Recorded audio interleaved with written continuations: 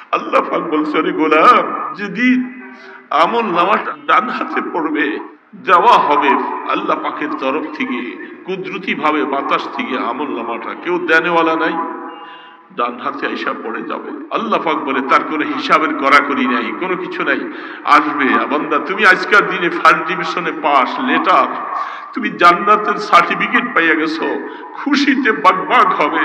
ওয়ুজুহু ইয়াওমাইযিন মুসফিরা যাহিকাতুম মুস্তাবশিরা।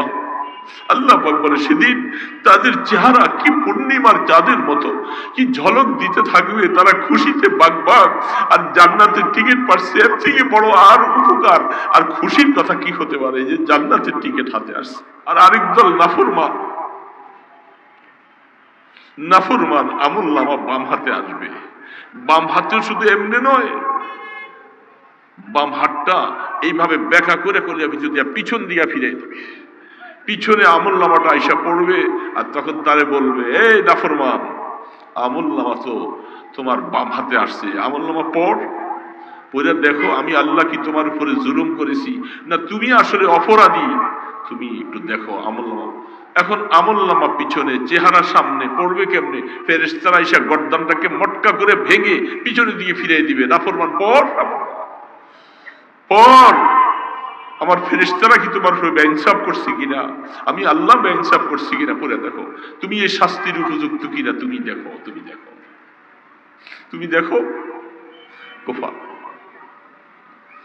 আহা বাবা, সেই দিনটা আমল নামাটা ডান হাতে পাবো কি পাবো না, এই চিন্তা তার দিলের ভিতরে ঢুকে সে আবার নাফরমানি করে, সে আল্লাহকে নারাজ করে কেমনে, সে কেমনে নামাজ না পড়ে, সে কেমনে গুনাহ করে, যার সামনে এই আমল নামার কথা রয়ে গেছে, ডান হাতে আসবে না বাম হাতে আসবে, সে কি করে অহংকারী হবে, সে কি করে বড় নিজকে দাবি করবে। সব সময় নতজানু হইয়া আল্লাহ পাকের কাছে অপরাধী বলে সব সময়, যেহেতু আমার জিম্মাদারি, আমাকে আমার আল্লাহর সাথে মেলা সাফ করতে হবে, গুনাহ মাফ করাইতে হবে, এটা আমার কাজ, আমি ভুল করে ফেলছি।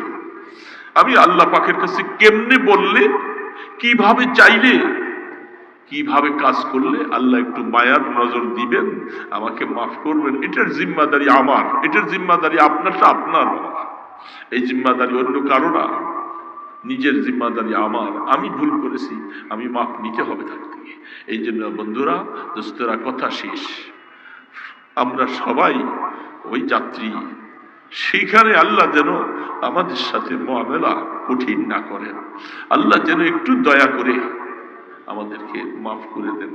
এই সমস্ত এই ওয়াজ নসিহত, মাদ্রাসা মসজিদ, এত পেরেশানি কেন? এই উম্মতকে কি করে বলে বলে বুঝাই, আসুন আমরা সবাই মিলে আমরা আল্লাহ পাকের রহমতের রশি ধরি, কোনোভাবে পার পাওয়া যায় কিনা, নতুবা কোনো উপায় নেই। বাবা, দুনিয়ার যার মনে যা চায় তুমি করো, করতে থাকো, কিন্তু সেদিন যদি ধরা পড়ে যায় তাহলে আমার সব বরবাদ হয়ে যাবে। এই জন্য আল্লাহ সুবহানাহু ওয়া তাআলা মেহেরবানি করে আমাদেরকে যেন ওই দিন রুসওয়া না করেন। এই জন্য হাজী ইমদাদুল্লাহ মুহাজ্জিরে মক্কি রহমতুল্লাহ আলাইহি, রশিদ আহমদ গাঙ্গুহি রহমতুল্লাহ আলাইহি লিখছেন তাজকিরায়ে রশিদে, হযরত বাইতুল্লাহ ঘরের সামনে সেজদায় দিয়ে শুধু বারবার করে কাঁদতেছে, ইয়া ইলাহি বান্দারা রুসওয়া মকুন, ইয়া ইলাহি বান্দারা রুসওয়া মকুন, গর্ভদম মানসির। আল্লাহ, তুমি কিয়ামতের ময়দানে আমাকে বেইজ্জতি করো না, যদিও আমি গুনাহ করেছি, আমি গুনাহ করেছি, কিয়ামতের ময়দানে আমার গুনাহগুলি তুমি প্রকাশ করে দিও না, কিয়ামতের ময়দানে আমাকে কোটি কোটি মানুষের সামনে বেইজ্জতি করো না। হাজী সাহেব হুজুর রহমতুল্লাহ আলাইহি সারা রাত সিজদায় পড়ে পড়ে শুধু এই দোয়াটাই করতেছে। তারা আল্লাহ পাকের কি মায়া অর্জন করেছে, তারপরেও তাদের নিজের জীবনের আমল এত এত এত, তাদের প্রস্রাবের সমানও না। আমি তাদের একটা প্রস্রাবের আমরা ভেসে যাই, তারা আল্লাহকে এমন ভাবে ডাকছেন, আমি কি করে আল্লাহকে রাজি করব? আমি আমার মাওলাকে কি করে রাজি করলাম? আমার তো হায়াত শেষ হয়ে গেল। এই জন্য বন্ধুরা, আসুন আমরা সবাই মাওলাকে আপন বানাই, মাওলাকে আপন বানাই, মাওলার কাছে বিনয় বিনয় কান্দো। দুনিয়াতে কান্নার জায়গা, এখানে কান্দো, আল্লাহ মাফ করবে। দম্ভ ভরে থেকো না, কোনো উপায় নাই, কেউ পার করবার মতো ক্ষমতা নাই। আল্লাহ সুবহানাহু ওয়া তাআলা আমাদেরকে যেন বেজ্জতি না করেন, কিয়ামতের ময়দানে যেন আল্লাহ তাআলা মেহেরবানি করে পার করে দেন। এই সময়ও যদি, এই কথার পরেও যদি কেউ চুপ থাকে, তাহলে আর কিসের উপরে তিনি শুকর আদায় করবেন এটা আমার বুঝে আসে। ঈমানের উপরে হায়াত পাওয়ার পরে যদি কেউ আলহামদুলিল্লাহ বলতে কার্পণ্যতা করে, তাহলে ওনাকে কোন নেয়ামত দিলে উনি শুকর আদায় করবে, তার ভাষা খুঁজে পাই না। এই জন্য সকল ঈমানদার অন্তর খুলে ইখলাসের সাথে, আমিও বলছি আপনারাও বলেন আলহামদুলিল্লাহ।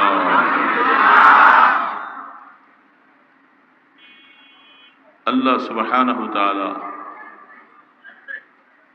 তিনি এই মজলিসের আশপাশে অনেক রহমতের ফেরেশতাদেরকে নিয়োজিত করে রাখছেন। আমরা মানুষ কম বা বেশি, চলে গেছে সারাদিনের প্রোগ্রাম, অল্প সময় কয়েকটা কথা, কিন্তু আমাদের আশপাশে অগণিত অসংখ্য মাসুম আল্লাহ পাকের ফেরেশতা রাশি আছে, আছে না নাই? বিশ্বাস হয়। যেহেতু যে জায়গার মধ্যে আল্লাহ পাকের ফেরেশতারা অবতীর্ণ করেন, ফেরেশতাদের আগমন ঘটে, ওই জায়গাটা আল্লাহ পাকের কাছে মকবুল জায়গা হয়ে যায়। আল্লাহ পাকের ফেরেশতা নিষ্পাপ, বেগুনা, মাসুম। অনেক সময় আমরা বুঝতে পারি না ফেরেশতাদের আগমনের দ্বারা কোনো গানের আসর, থিয়েটার, বাস্কোপ, নাচ গান, এই ধরনের অনুষ্ঠান মালাও তো আমাদের দেশে অনেক হয়। সেই সমস্ত অনুষ্ঠান মালাগুলার মধ্যে পাহারাদারি করে শয়তান, কি বলে, ঠিক না? আর কোরআনের মজলিস, উলামায়ে কেরামদের মজলিস, দিনদারদের মজলিস, সেইখানে পাহারাদারি করেন আল্লাহ পাকের মাসুম ফেরেশতারা। পাহারাদারি একই অবস্থা চলছে। এক দলের পাহারার দ্বারা তাতানাজ্জালু আলাইকুমুস সাকিনা, আল্লাহর তরফ থেকে রহমত বর্ষিত হয়, আর তাদের সেখানে বেষ্টনীর কারণ সেখানে আল্লাহ পাকের তরফ থেকে নারাজিগি, গজব অবতীর্ণ হয়। দুটোই পার্থক্য করা দরকার। এটা পার্থক্য সবাই করতে পারে না। এটা করতে পারবে কারা? ঈমানদারেরা। তাও সকল ঈমানদার না।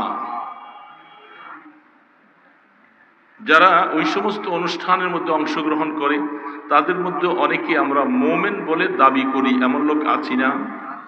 কে বাবা বলেন, আছে না নাই? ওনারাও মোমেন, নিজকে মোমেন বলে দাবি করছি, কিন্তু আমি যে অনুষ্ঠানে যোগদান করছি সেই অনুষ্ঠানের উপরে আমার আল্লাহ পাকের নারাজগি, আল্লাহর হাবিবের নারাজগি। যেখানে গান হয়, যেখানে নর্তকীদের নাচ হবে, যেখানে বিভিন্ন রকমের বাদ্যযন্ত্র চলবে, ওগুলি আল্লাহ পাকের তরফ থেকে নিষেধ করা হয়েছে, হারাম ঘোষণা দেওয়া হয়েছে। তো সেই অনুষ্ঠানে যারা সম্পৃক্ত থাকবে, ঈমানদার দাবিদার, তাদের ঈমানের হালাত, ওনাদের আমাদের হালাত কি? এই জন্য অনুষ্ঠান দেখলেই শুধু হবে না, দেখতে হবে তার শ্রেণীবিন্যাস বোঝা লাগবে। এই জন্য আল্লাহ সুবহানাহু ওয়া তাআলা আমাদেরকে যেন মওত পর্যন্ত ঈমানের হক আদায় করে চলার তৌফিক দান করে। ঈমানের একটা হক আছে। ঈমানটা কেমন হতে হবে, কোন ঈমানের উপরে পুরস্কার হবে? বাবা, বড় মাঝে মধ্যে বড় নিজকে নিজে আফসোস লাগে, যারা আমরা এখানে আছি, মাইকের আওয়াজ যাচ্ছে, এবং বিভিন্ন সময় অনেক বড় বড় মাজমার মধ্যে আমরা বসি, শুনি, দীর্ঘ সময় কোরআন হাদিসের আলোচনা শুনলাম, কিছু দান ও খায়রাত করেছি। আল্লাহ সুবহানাহু ওয়া তাআলা কোরআন শরীফের মধ্যে একটা ঘোষণা দিয়েছেন যারা আমরা এখানে বসছি আমাদের সকলের এই কথার উপরে 16 আনায় বিশ্বাস আছে যে আমরা সকলে একদিন থাকব না, ঠিক না ব্যাঠিক? 2 নম্বরই ভাবে কেউ এই কথাকে অস্বীকার করার কোনো জো নাই। পৃথিবীতে আমরা থাকব না, চলে যাব সবাই।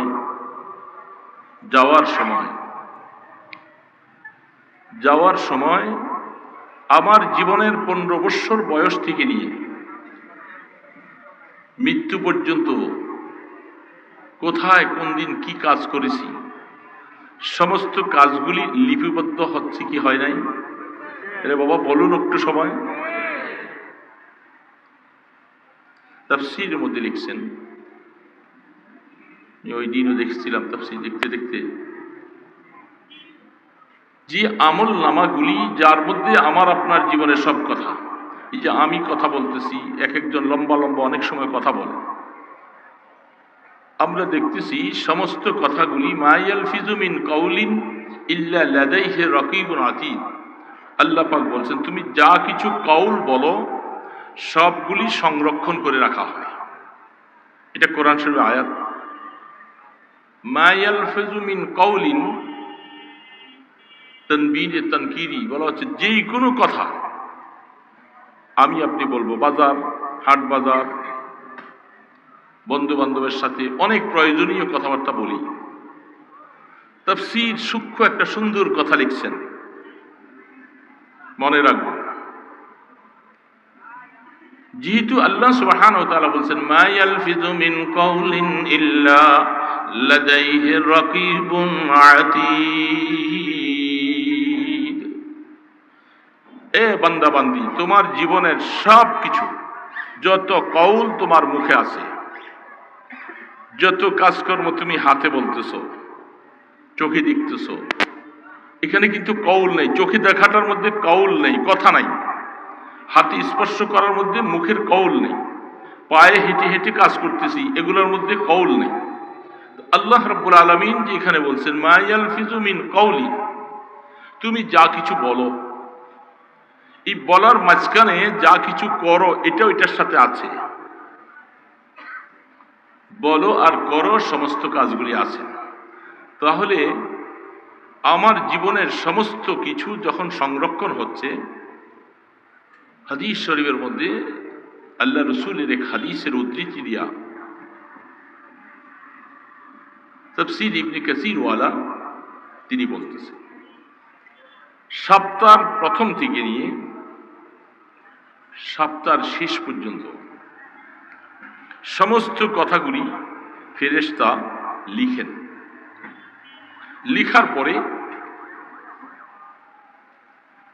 সপ্তাহের শেষ অবস্থায় যেই কথাগুলি আমার সওয়াবের, যেই কাজগুলি সওয়াবের আর যেই কাজগুলি গুনার, যে কাজটা করলে মানুষ গুনাহগার হয়, যেই কথা বললে মানুষ গুনাহগার হয়, যেই কাজ করলে মানুষ সওয়াব পায় অথবা যে কথা বললে মানুষ সওয়াব পায়, এই দুইটা জিনিসকে রেখে বাকি জিনিসগুলি মুছে দেন। সুবহানাল্লাহ। দুইটা জিনিসকে রেখে, কোন দুইটা? একটা হলো আমার সমস্ত সওয়াবের কথা এবং সওয়াবের কাজ, সমস্ত গুনার কথা, সমস্ত গুনার কাজ, এই সমস্ত কিছু এক সপ্তাহ ভরে ফেরেশতা লিখছেন। লেখার মধ্যে কোনো সন্দেহ নাই তো? লিখছেন যে এই ইমানদার বাবা, সন্দেহ আছে? লিখছেন। আর কি কাগজের মধ্যে লিখছেন আল্লাহু আলাম, তার হাকিকত সম্পর্কে আল্লাহ ছাড়া কেউ জানে না। কি কেরতাস, কি কাগজ, কিভাবে লিখছেন, কি করছেন, কি কালি, কি অবস্থা, আল্লাহ পাকের কোরআনের কথা এটা লিপিবদ্ধ হচ্ছে, কি প্রক্রিয়ায় কি অবস্থায় লিখছেন সেগুলি আল্লাহ ভালো জানেন। এই সমস্ত লেখাগুলি, আমলগুলি গুনাহ আর সওয়াব ছাড়া যতগুলি কিছু আছে, যেটার না দুনিয়ার মধ্যেও কোনো ফায়দা, আখিরাতেও কোনো ফায়দা, আল্লাহ সুবহানাহু ওয়া তাআলা ফেরেশতাকে অর্ডার করে ওগুলি সব মুছে দাও।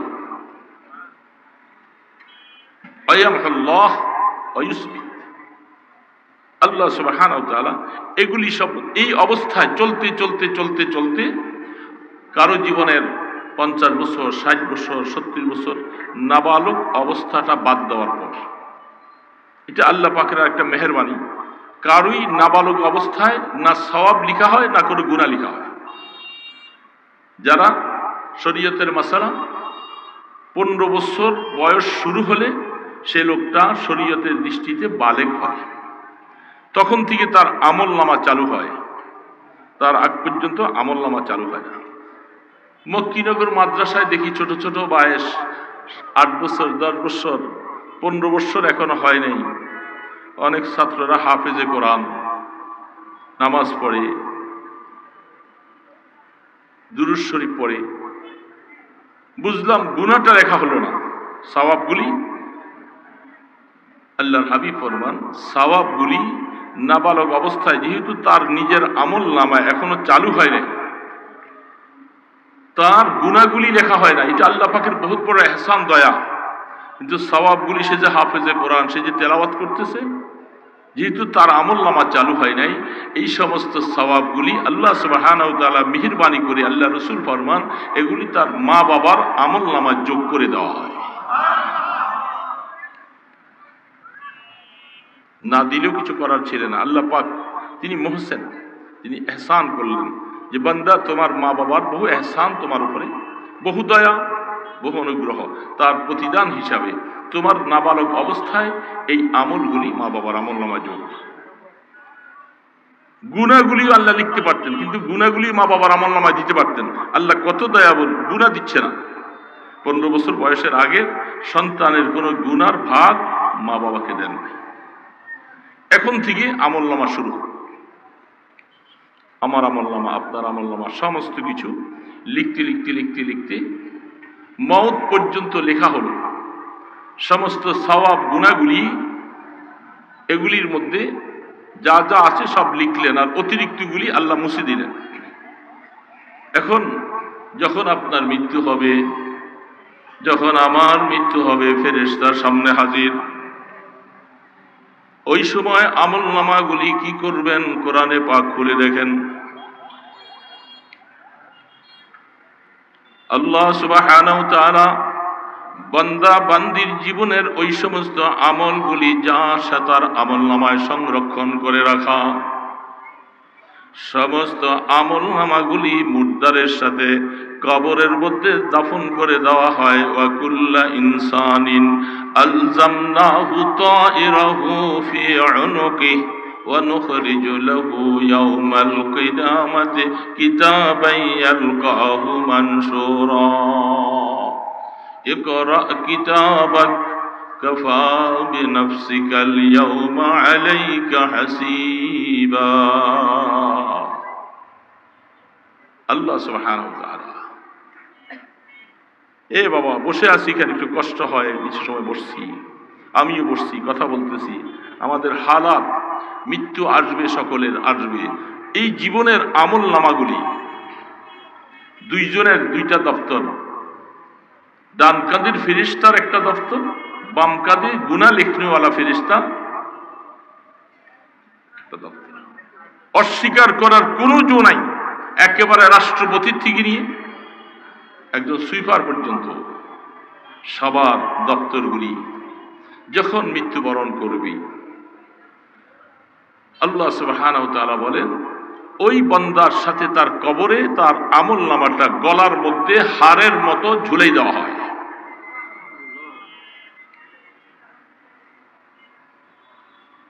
আমি তো বলতেছি, আপনারা শুনতেছেন, এটার হাকিকতের ভিতরে একটু খেয়াল করলে আকল হয়রান হয়ে যাওয়ার কথা, দানা পানি সব বন্ধ হয়ে যাওয়ার কথা।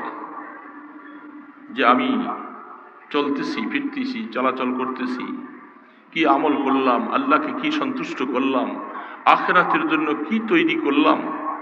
আমি মাইকের সামনে বলতেছি, আমি যেরকম মাসউল, আপনিও মাসউল, আপনাকেও প্রশ্ন হবে, আমাকেও প্রশ্ন হবে। একেবারে যত মুহাদ্দিস, মুফতি, আল্লাহওয়ালা, পীর, মাযহাব, বুজুর্গ, কেউ তো বাদ নাই, সকলকে প্রশ্ন হবে। সকলের আমল নামার দপ্তরটা গলার মধ্যে ঝুলাই দেওয়া হবে, এটা নিয়ে কবরে আমাকে শোয়াই দেওয়া হবে। এটা সারা কবরে যাওয়ার কোনো গতি নেই। যখন আমি কবরের মধ্যে এইভাবে যাব, কিয়ামত পর্যন্ত কারো কবর পড়ে আছে। যখন কিয়ামতের ময়দানে ইসরাফিল আলাইহিস সালাম সিংহাফু দিবেন, সমস্ত মানুষ কবর থেকে উঠে আমল নামাটা গলার মধ্যে ঝুলানো অবস্থায় ময়দান হাসরে ধরতে থাকবে। ময়দান হাসরে যাওয়া লাগবে। সেই সময় আমল নামা সামনে যাওয়ার পরে আল্লাহু আকবার, 50,000 বৎসর হোক আর যত বৎসর হোক, কোরআনে 2 রকমের আয়াত বলছেন। আহা, সেই সময়ের অবস্থাটা, সেই ভয়াবহ অবস্থা কি হবে?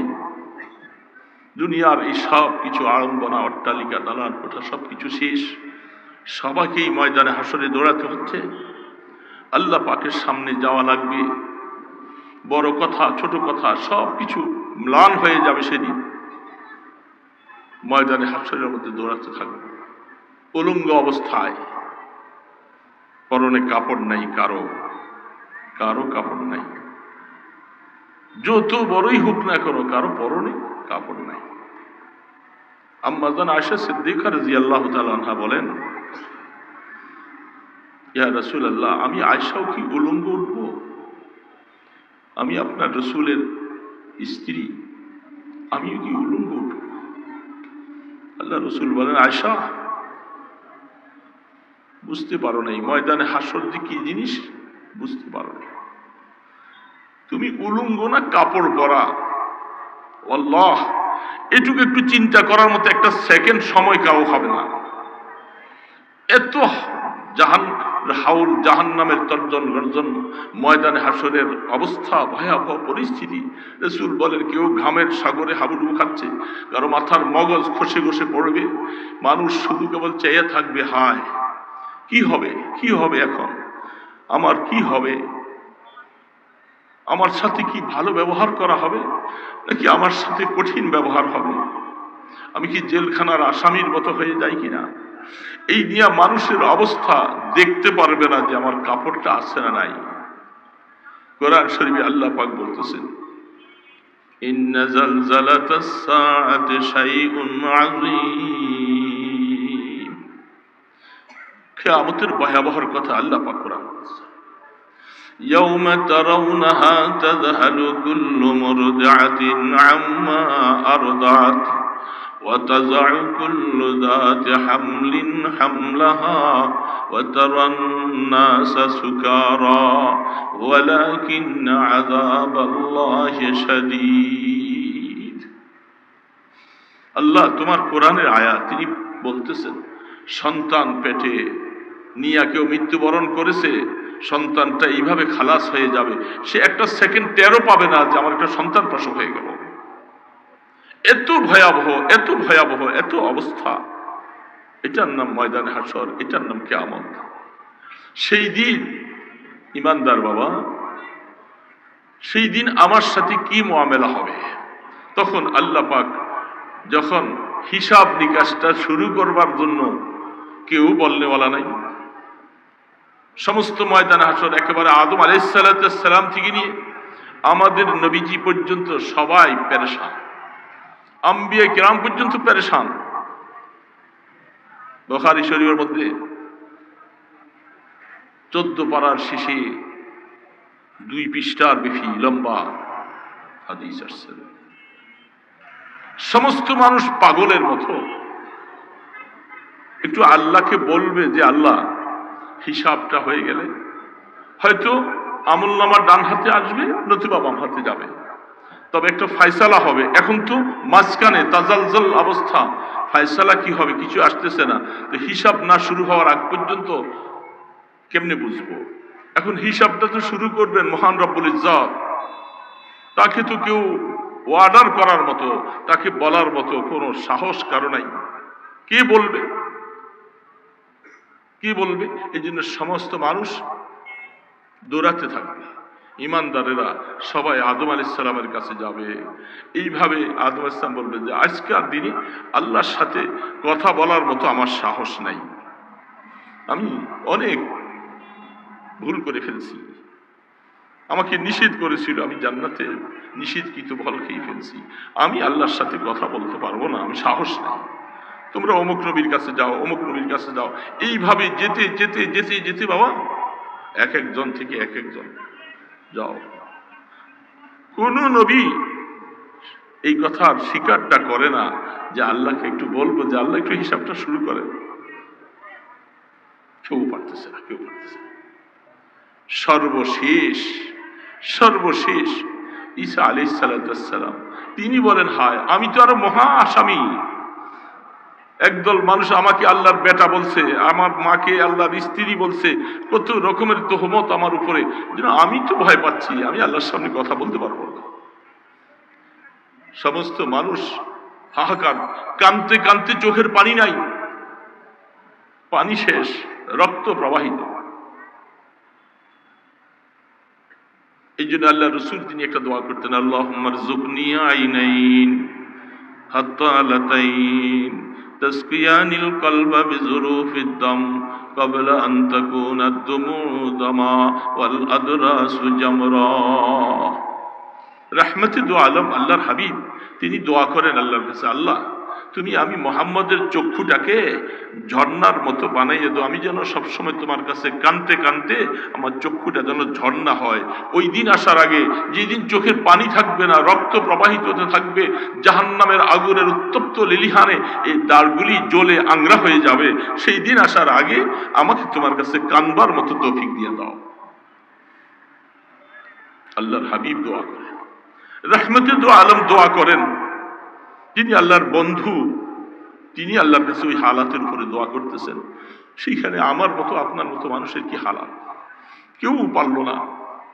ঈসা আলাইহিস সালাম বলতেছেন, বন্ধুরা আজকের দিনে আল্লাহ পাকের গোসা, আল্লাহ পাকের যে সমস্ত জালালিয়ত তবিয়ত, তার সাথে কথা বলার মতো কারো সাহস নেই। একজনই ব্যক্তি আছেন, মুহাম্মদুর রাসূলুল্লাহ সাল্লাল্লাহু আলাইহি সাল্লাম, তোমরা তার কাছে যাও, তিনি যদি পারেন আল্লাহর সাথে কিছু কথা বলে, তার কারো সাহস নাই, কারো সাহস নাই। মানুষ দলে দলে যাবেন, রাহমাতে দু আলম আল্লাহ পাকের আরশের ডান পাশে, আরশের ডান পাশে, সেখানে যে সবাই বলল, ইয়া রাসূলুল্লাহ, সমস্ত দরবার বিমুখ হয়ে ফিরে আসছি, কেউই কোন নবী রাসূল সাহস পায় না আল্লাহর সাথে কথা বলার। আপনি রাসূল মাথা উঠাইয়া, হ্যাঁ কোরআন শরীফে আল্লাহ সুবহানাহু ওয়া তাআলা আমাকে একটা আশ্বাস দিয়েছেন, যে আল্লাহ পাক বলছেন আমাকে কিয়ামতের ময়দানে একটা প্রশংসিত স্থান দিবেন, যেটাকে মাকামে মাহমুদ বলা হয়। এইটা আল্লাহ পাক দিবেন, ওয়াদা করেছেন। তো সম্ভবত এটা এই আজকেই মনে হয় এখন হবে। সেই মাকামে মাহমুদ, প্রশংসিত স্থান, মানে আজকের দিনে আল্লাহর সাথে কথা বলার একমাত্র উপযুক্ত স্থান আর ব্যক্তি মুহাম্মদ রাসূলুল্লাহ সাল্লাল্লাহু আলাইহি ওয়াসাল্লাম। আতি মুহাম্মাদানিল ওয়াসিলাতা ওয়াল ফাজিলা ওয়াবআসহু মাকামান মাহমুদানিল্লাযী ওয়া'আদতা। আছে না? কোথায় পড়া হয় বাবা বলেন, কোথায়? মুখস্থ আছে আমাদের কয়জনের? দেখি কয়জনের? কারো কারো কাছে নাই। এটা মুখস্থ করলে অনেক ফায়দা হবে, অনেক লাভ হবে। কারণ আল্লাহ রসুল বলছেন, উম্মত আজান হবে, আজানের জবাব দাও, জামাতে শরীক হও, আর এই দোয়াটা পড়ো, যে উম্মত আমাকে আল্লাহর পাকের কাছে ওসিলা মাকামে মাহমুদ পাওয়ার জন্য এইভাবে দোয়া করলো, তুমি দোয়া না করলেও আমি পাবো, কিন্তু আমাকে আল্লাহ পাক তোমার দোয়ার ওসিলায় তুমি লাভবান হয়ে যাইবা। তোমাকে আল্লাহ সুবহানাহু ওয়া তাআলা বলছে, আল্লাহ আপনার বন্ধুকে আপনি মাকামে মাহমুদ দেন। আল্লাহ পাক সেই মাকামে মাহমুদ আমাকে আজকে দিবে ময়দান হাসরে। রাসূল মাথা উঠাইয়া বলবেন, আল্লাহ আপনি বলছেন আজকের দিনে কথা বলার অধিকার কারো নাই, আপনি যাকে অধিকার দিবেন সেই কথা বলতে পারবে। ইল্লা মান আযিনা লাহুর রহমানু ওয়া ক্বালা সাওয়াবা। যাকে রহমান ইজাজত দিবে সেই কথা বলবে, আর কেউ না। তো আল্লাহ আপনি আমাকে মাকামে মাহমুদ দিবেন বলছেন। আমি শুধু আমার উম্মত না, আদম আলাইহিস সালাম থেকে নিয়ে আমি পর্যন্ত সারা পৃথিবীর সমস্ত মানুষ এখানে সবাই থরথর করে করে কাঁপতেছে, কলিজা ফেটে যাচ্ছে। আল্লাহ আপনার যদি ইচ্ছা হয় তাহলে একটু হিসাব শুরু করা, হিসাবটা করা, ওজন হবে, ওজনে আমাল হবে। আল্লাহ পাক বলবেন যে হ্যাঁ আমার বন্ধু বলছেন, এই তখন থেকে হিসাবের প্রক্রিয়া শুরু হবে, হিসাবের প্রক্রিয়া শুরু হবে। সেদিন হিসাব দিবে। কি হিসাব দিবে বাবারা? কথা বলতেছি আমি, কি হিসাব দিবে?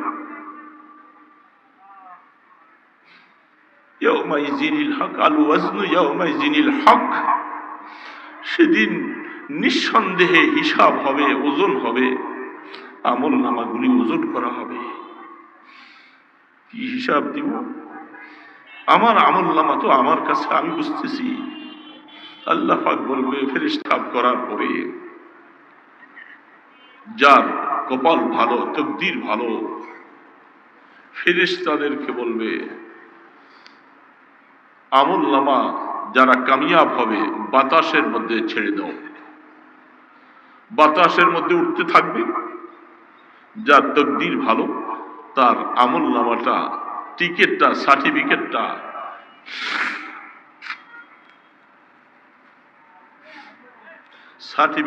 ডান হাতে আইসা পড়বে, ডান হাতে আইসা পড়বে।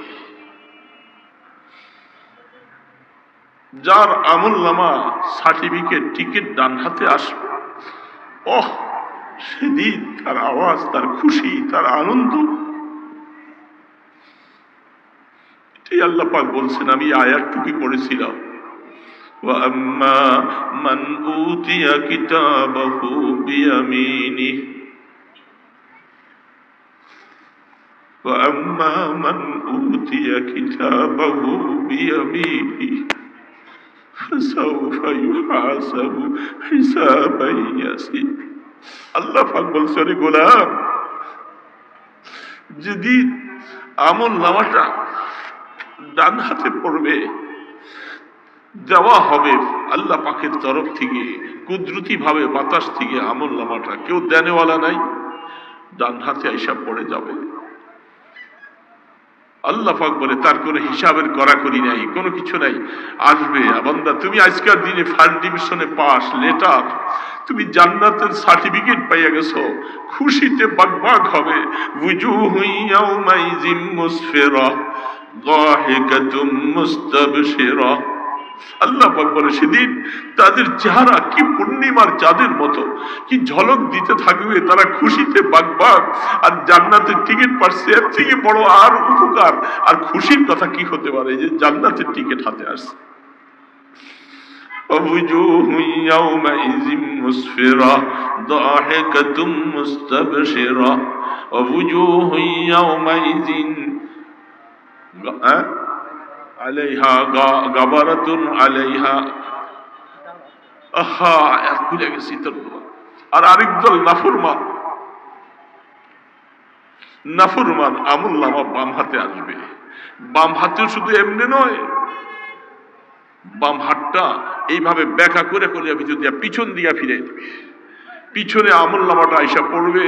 আর তখন তারে বলবে, এই নাফরমান, আমল নামা তো তোমার বাম হাতে আসছে, আমল নামা পড়, পড়ে দেখো আমি আল্লাহ কি তোমার উপরে জুলুম করেছি, না তুমি আসলে অপরাধী, তুমি একটু দেখো আমল নামা।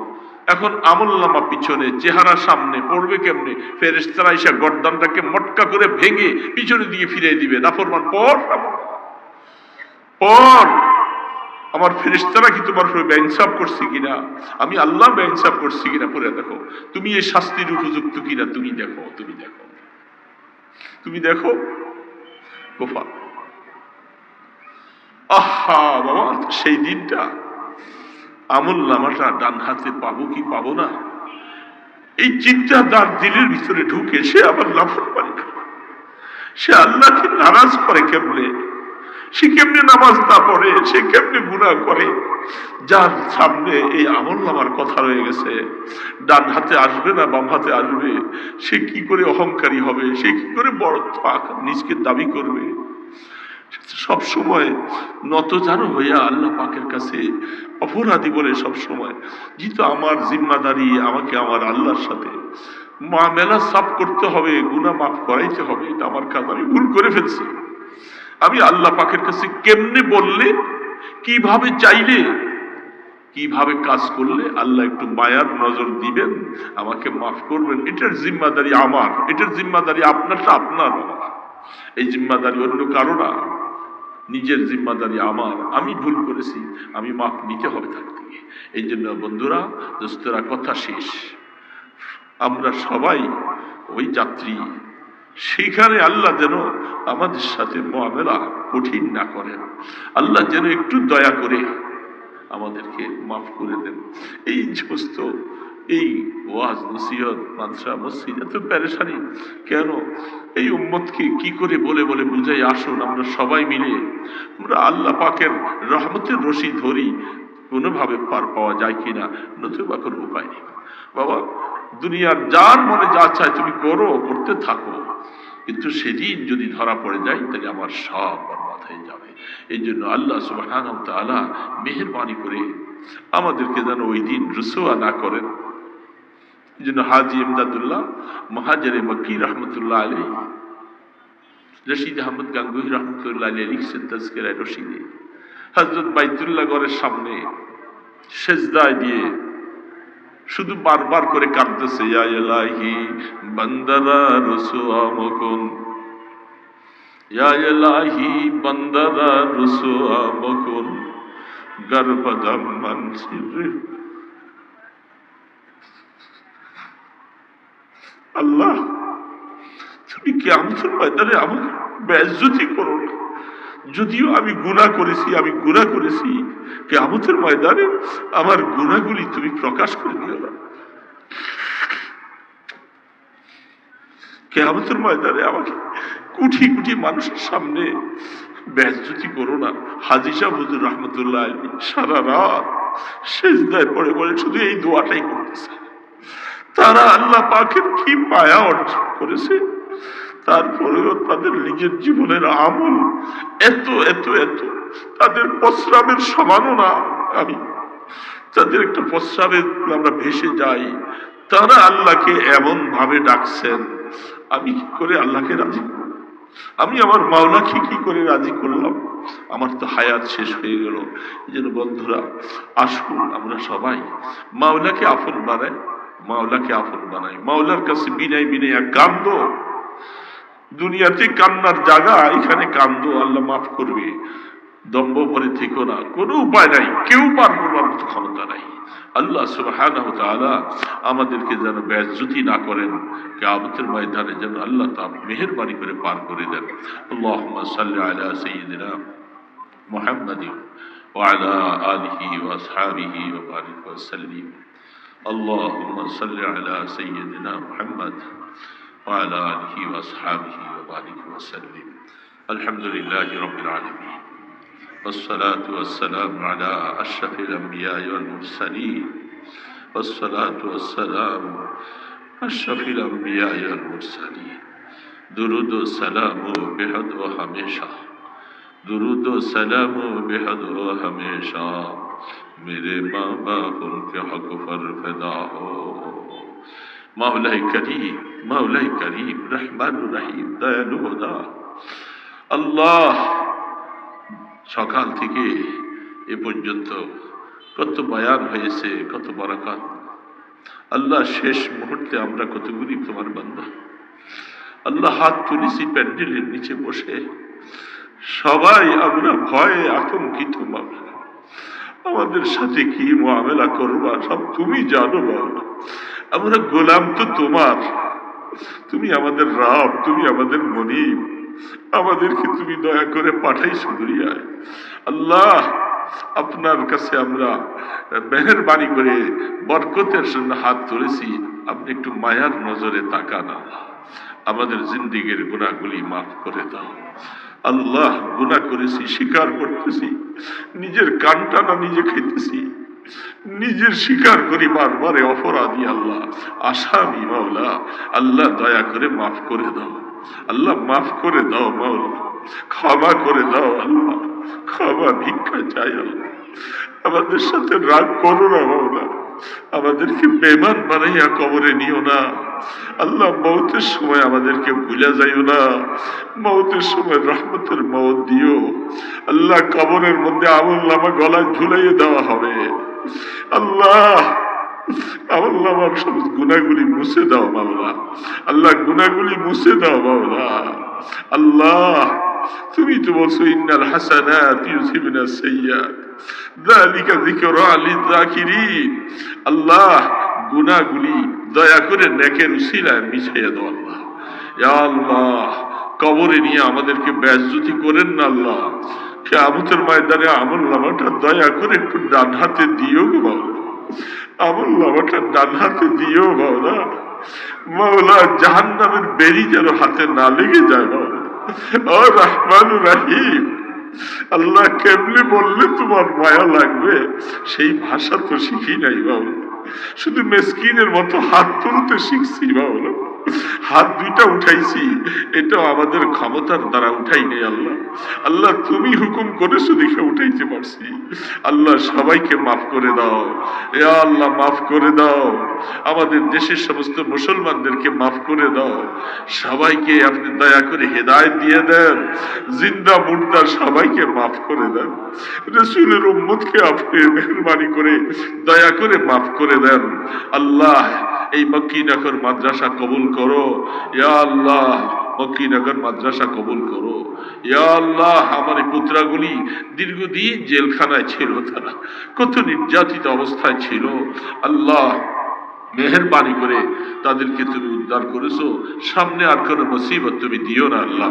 ইয়া আল্লাহ মুসিবত দিও না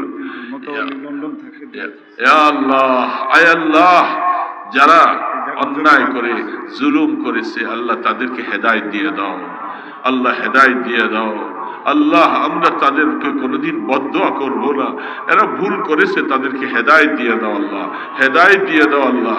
উলামায়ে কেরামের মহব্বত দিলে দিয়ে দাও আল্লাহ, উলামার মহব্বত দিলে দিয়ে দাও আল্লাহ।